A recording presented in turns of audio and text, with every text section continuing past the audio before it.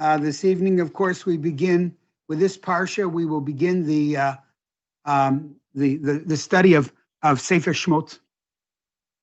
I'd like to first of all begin by saying this evening, this evening's theme is going to be turning points, defining moments, and I'd like to actually, believe it or not, I want to begin with a major turning point that took Sefer Bereshit.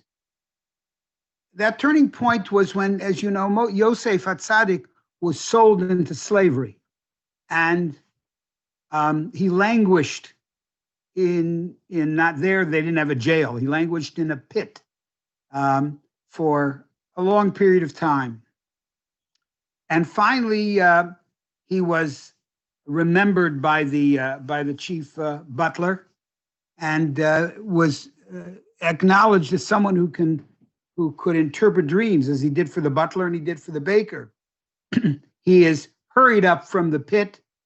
The hope was that he would be able to interpret Paro's dreams, probably in such a way that it would be a positive thing for Paro. And Paro, when he first meets him, says to him, "I understand that you interpret dreams." And in Yosef's defining moment, he said, "Bil Adai, Elokim Ya'neh Shlom Paro."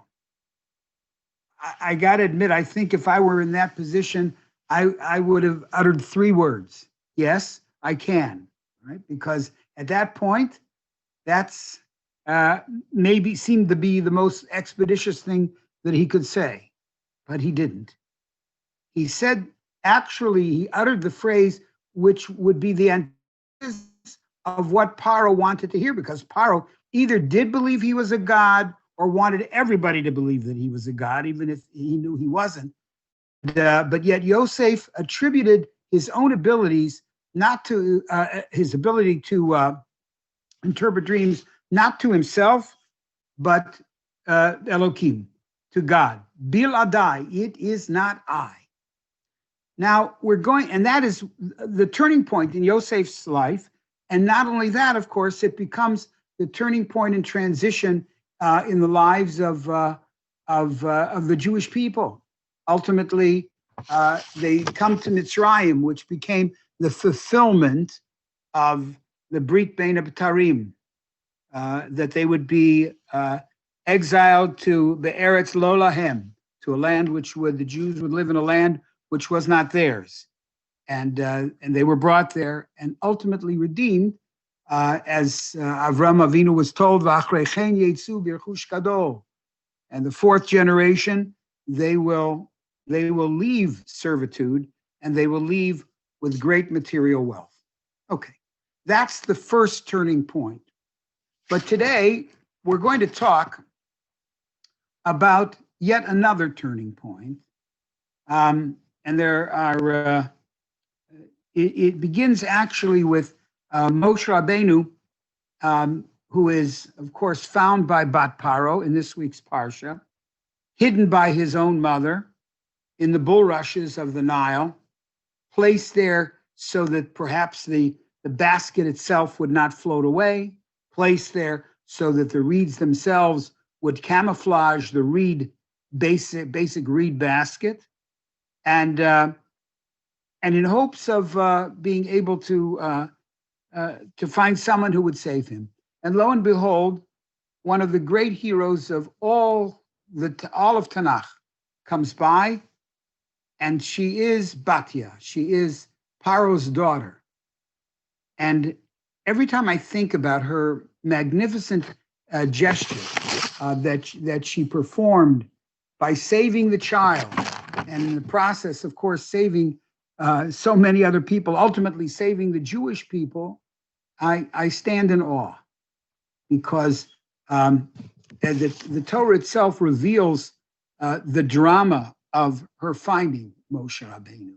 That first she sees a basket, and she then dispatches her attendant to get it, and she sees that, when she opens the basket, the Torah tells us, Vatir Ehu et hayeled. She saw. Now that there's a certainly very serious syntactical difficulty with the pasuk, which we're not going to go into right now. But she sees him. She sees the boy, and according to Rashi, the way the pasuk should be read is Vatir Ehu. She saw him. Et hayeled, and she sees that it is a boy. And then you can imagine she uncovers and sees it's a boy, and then she looks and sees that this boy has a brit milah, and she sees that he is probably a child of Jews. And here she is, the daughter of the most powerful potentate in the world, who decreed in no uncertain terms that Jewish children should be killed. She makes this magnificent decision that she's going to protect him and she's going to save him. When I think of people who are extraordinary, courageous human beings, one of the first people who comes to mind is Bat Paro. Well, the Torah then tells us that he was named, it seems, according to Chizkuni, he was named jointly, actually, Miriam was able to convince Bat Paro, the Paro's daughter, to allow her to find a wet nurse for the baby. We have no reason to believe that she didn't, that Bat Paro wasn't onto it. She probably knew pretty well that something was a matter of orchestration rather than simply serendipity. So she comes back after nursing the child. Yocheved nurses the child. Yocheved meets Batya, and Batya says to her, according to Chizkuni, did you name the baby? Now, you and I never know what the original name of the baby was. Chazal conjecture what it was, but the Torah never mentions any other name but this one, Moshe. She said, I named him Moshe. And according to at least one view, Paro's daughter said, what does it mean? She said, it means drawn from the water. Moshe is limshot, is to draw him from the water. But Paro says, that's wonderful. Ki min hamayim mishitihu. But Paro says, actually, I took him from the water. And thus, this child is forever named Moshe. We never know his original name. Now we come to the centerpiece of our story. Moshe grows up in the palace. In the palace, of course, nothing bad, nothing evil ever happens. In the palace, all is good. And so Moshe Rabbeinu grows up. He is a favorite of Paro, Rashi tells us. He actually, when it says Vayigdal, he grew up. It means that he grew in stature, not just the biological height, but he grew in stature. He was appointed to a significant part of Paro's house. He goes out among his friends, and the Torah tells us, "Vayetzei el achav." He went out to his brothers, and the question is, who were his brothers at that time? Well, Rabbeinu Ibn Ezra says he considered, of course, to Rabbeinu Ibn Ezra, he says, well, it must have been his Egyptian brothers. He went out to see how they're doing. After all, he is certainly a very powerful young man right now, and he decides to go out and see how things are going in the trenches, as it were. And then it says, Vayar b'sivlotam, he saw b'sivlotam. According to Ibn Ezra, he saw the affliction that the Egyptians were inflicting upon the Jews. Vayar b'sivlotam. He saw that. And what is it that he saw particularly? Vayar ish mitzri make ish ivri me'achav. For a second time, the word echav is used in the same pasuk. Now, everybody has to agree. The second echav refers not to the Egyptians, but to his biological brothers. So, the Torah tells us the next pasuk, very next pasuk says, Moshe's reaction. Vayifen kovacho.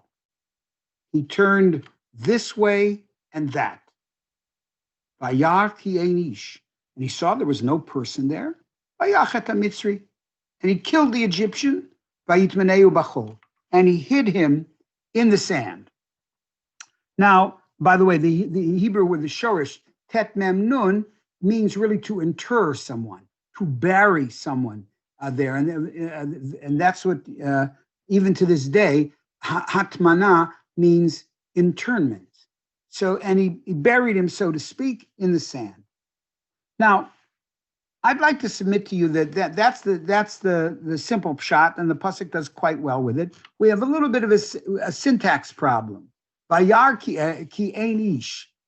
He looked this way and that and saw that there was no man. Well, obviously there was a man there or someone, but the very next day, when he seeks to end a quarrel, they castigate him as the one who killed the Egyptian. So somebody was there. You can't, in other words, Moshe didn't see that there was no person. Moshe maybe didn't see a man there, but the Torah says, Vayar, he saw, he einish. So with that little, shall we say, irregularity, I'd like to make a proposal.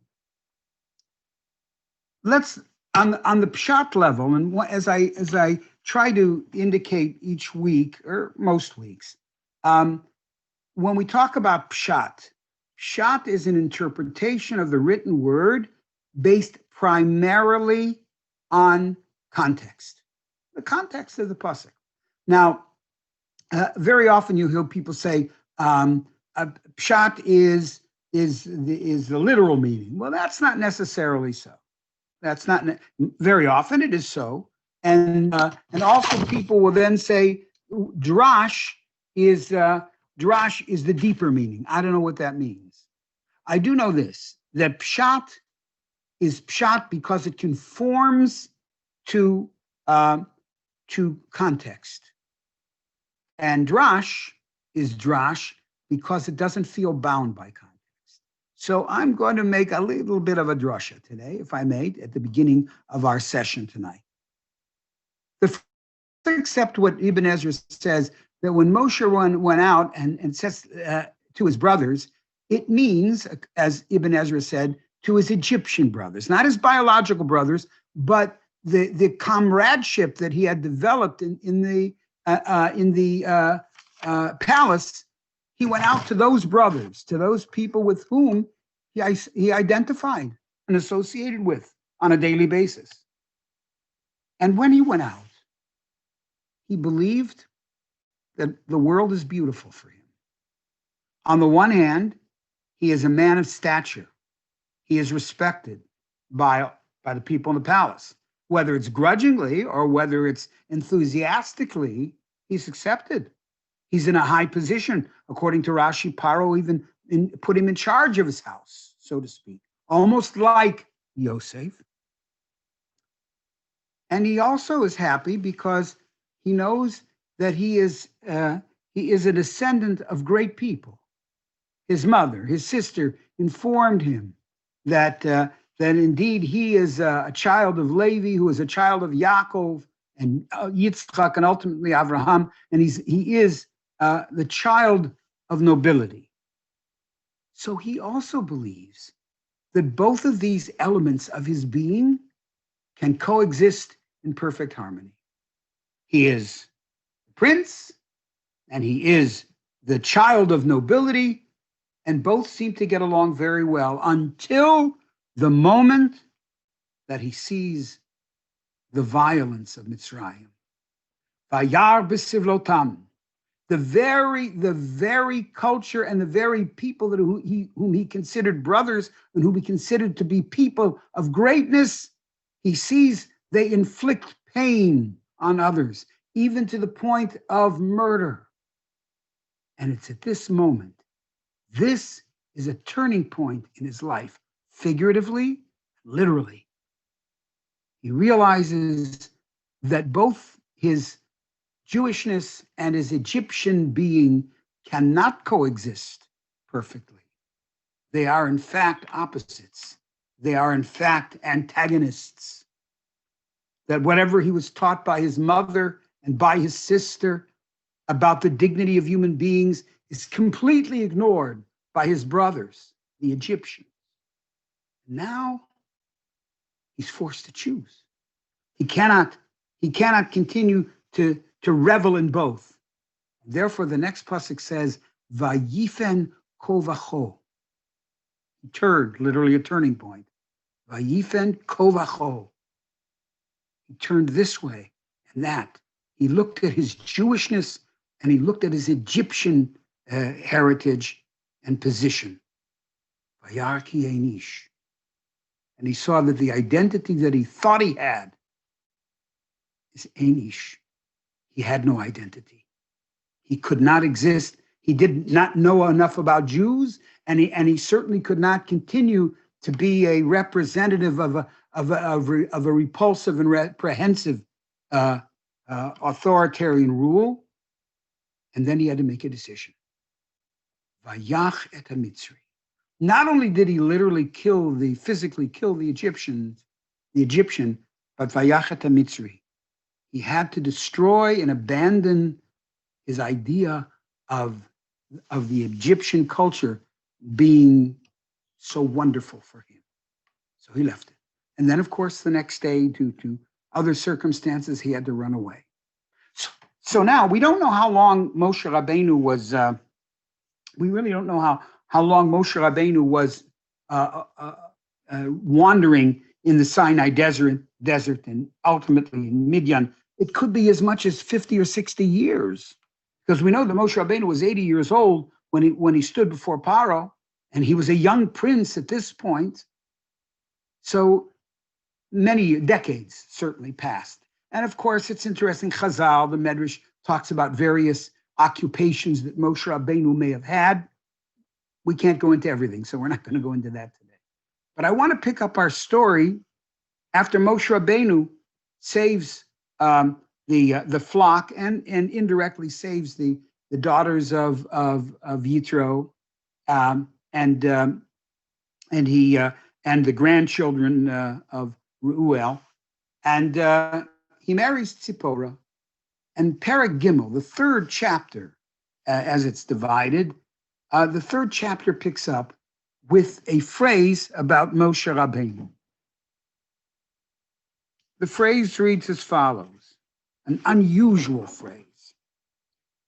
Umoshe haya ro'eh et tzon Yitro choteno, Kohen Midyan. And Moshe, here we have the term haya ro'eh. It could have said vayir'eh with an ayin, right? Vayir'eh Moshe, or vayinhag Moshe et hatzon. But we know, first of all, that where you have the name preceding the verb, instead of vayomer Moshe, it's Moshe haya or Moshe amar, whatever it may be, ha'adam yada, where the noun precedes the verb.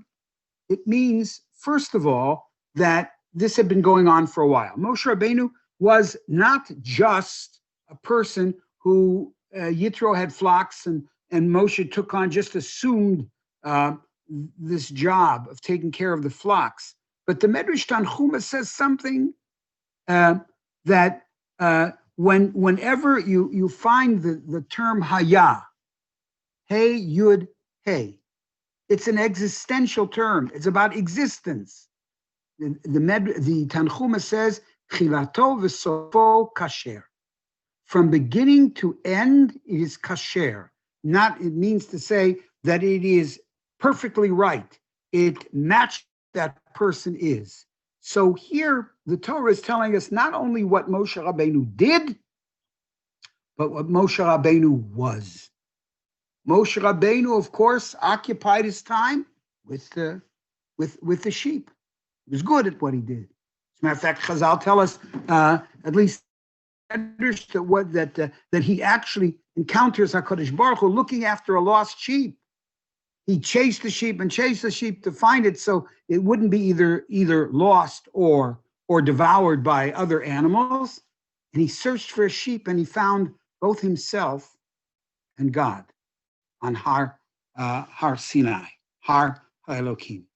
So that's what he did. He led the sheep. But please remember, the word Haya is a very important word. Not only is it, as we say, it says Moshe Haya, that first we have the noun, then the verb, and that indicates that Moshe had been doing this for quite a while. But it means also that the word Haya it talks about an existential term, that his existence was that he was a ro'eh. A ro'eh, by definition, had to be concerned for the sheep, it wasn't just a job, it is what he was. He was a born leader, not only of sheep, but of course, ultimately of men. Now, Rabbi Yoshe ber Soloveitchik, when he talks about the beginning, this first encounter of Moshe Rabbeinu and Hashem Yisborach, and it was on Har Elohim. By the way, the mountain has three names. Har Sinai, the most famous one, is Sinai. Har Elohim, Al Shem Atid, says Rashi, because all of the Aseret in the Torah would be given on that very same mountain years later. But also, it's known as Har Chorev, the mountain in the desert called Chorev, which means dry. And of course, Chazal tell us that it was the smallest of the mountains, etc. All of that, these are beautiful midrashim that we can read and see. But in Moshe Rabbeinu is people, and it's true. He is geographically far from the Jewish people. And Rabbi Yoshe ber Soloveitchik says he not only is geographically far, he is emotionally distanced from the Jews.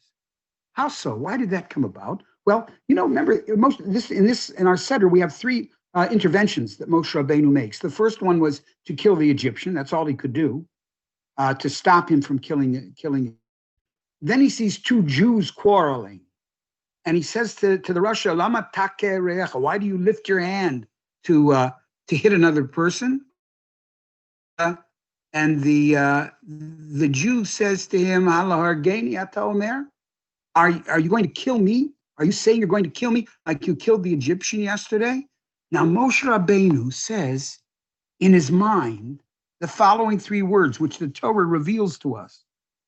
And they are, Achen noda hadavar. Moshe Rabbeinu says, what I thought, I didn't see anybody. What I thought was between me and the Egyptian and the Jew who was there, it's no longer so. It's become publicized that I, the Egyptian prince, killed an Egyptian taskmaster. And therefore it says, Achen noda hadavar, the matter is known. Rashi, though, tells us a very, very beautiful, insightful idea. Achen noda hadavar. Moshe Rabbeinu says to himself, truly the matter is known. Which matter? Is it that what happened on the previous day? Rashi says, no, it's not that. He puts in Moshe Rabbeinu, he gives us privy to Moshe Rabbeinu's thought process, and he says, now I know why this people is so downtrodden. Up until now, I've asked myself, why of all the 70 nations of the world, why is it they who lives such an enslaved, bitter life? He said, now I know. Because they have no love one for the other. If had they known, he would have praised me. He would have been quiet. No, they really no longer saw themselves as arevim ze bazeh, as responsible for each for the other. And so he ran away. And now you're going to see that Rabbi Yoshe ber Soloveitchik picks this idea up decades later. Moshe Rabbeinu, here's what Rabbi Yoshe ber Soloveitchik says. God was now ready to act, but there was no Moshe. There were two reasons for Moshe's absence. First, the potential leader whom Providence had selected for this historic role was humble. He did not believe that he could be more than a shepherd. That's what he thought. Moreover, he had fled Egypt and had parted from his brethren with the intention of never returning. He had no thought of renewing the kinship or friendship or the commonality and the common destiny that bound him to his brothers. And so it would appear that Moshe Rabbeinu was so embittered by his experience on that day, admittedly from a very small sampling. We're talking about 3 Jews, aside from his family that he knew, his direct family that he knew, 1 that he saved from death, and 2 who were fighting.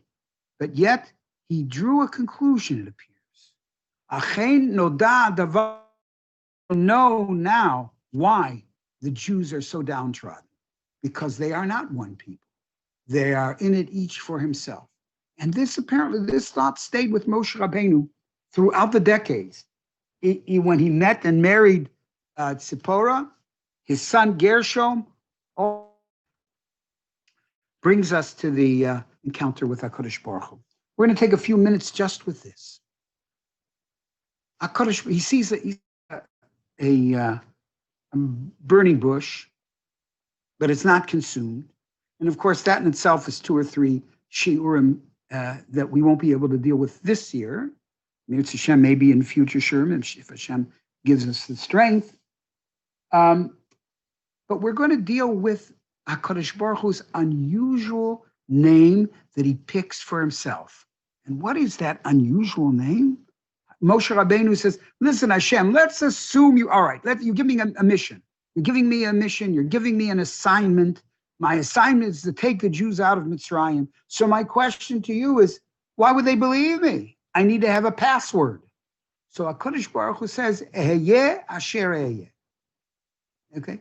Eheyeh asher eheyeh. And of course, in Hebrew, it's a mysterious name. The English name we seem to give is even more mysterious. I will be what I will be. I remember when I used to watch the Popeye cartoons, that I am what I am, I will be what I will be, does not seem to make much sense to me or to us. So what does it mean when Hashem says, Eheyeh asher eheyeh? Well, Rashi tells us that Hashem says, just go back and tell them that I am with them in this terrible situation, this oppression that the Jews are suffering, and their enslavement, as I will be in future dangers. So Moshe Rabbeinu says, Hashem, I don't think. Now, by the way, whenever we hear these things, Moshe Rabbeinu is explaining to God why something won't work. Obviously, there's nothing that Moshe Rabbeinu or Moshe or Avraham or anybody can not stop. But what the Torah does is it gives us privy to what was going on, how we can think. So Moshe said, I'll be with them in this enslavement, like I will in the future ones. That would be like telling somebody who's in Auschwitz saying, don't worry, just like I'm with you here, I'll be with you in future trouble. Not going to fly, says Rashi in the name of Moshe Rabbeinu. So what does it mean? Hashem then shortens, Hashem just go tell them, yeah, I will be with them. But the one to give us insight on this is the great Baal Katav Kabbalah, Rav Yaakov Mecklenburg, and here's what he interprets it. He says it first in Yiddish.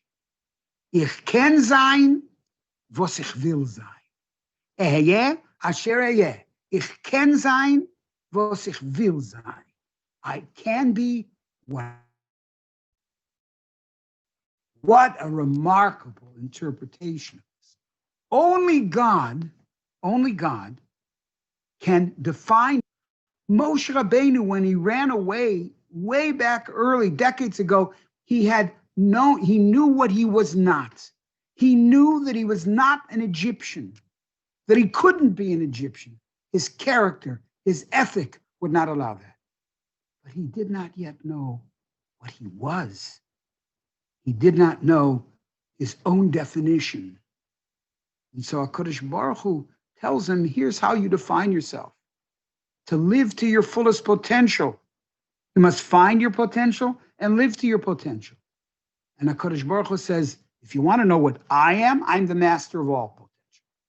Ich kann sein, was ich will sein. I can be what I want to be.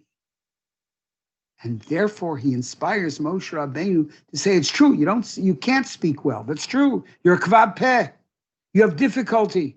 You barely know any Jews at all, and the recollections that you have of Jews are not necessarily positive, except for your family, your brother Aaron.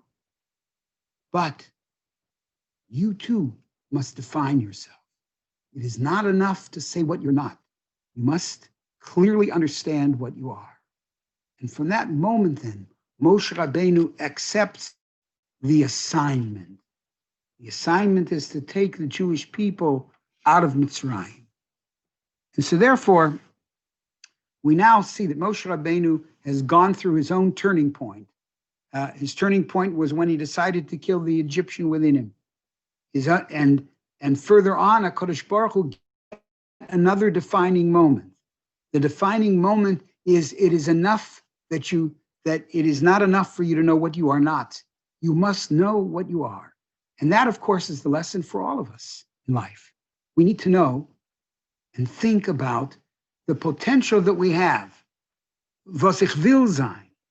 We need to be able to look and to assess, where are my strengths as a person? What gifts did Hashem Yisborach give me that I can use for the betterment of those around me and beyond? And then to set out with that sense of self-definition so that I can use the talents and gifts that Hashem has given me, as Moshe Rabbeinu did, of course. He became, of course, the Moshiach Shel Yisrael. All right, everyone. I want to wish everyone a good evening and a good Shabbos, Shabbat Shalom. And Amir Hashem will pick it up next week with Parashat Va'era. So have a good week, everyone, and be well.